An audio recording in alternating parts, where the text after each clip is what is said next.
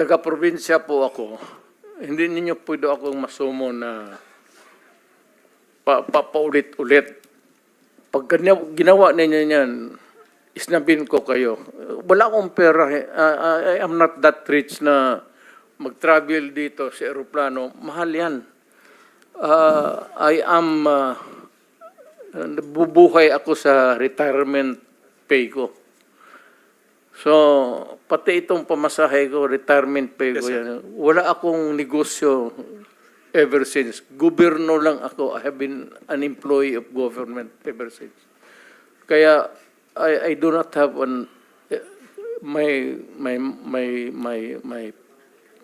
my public life is open to everybody.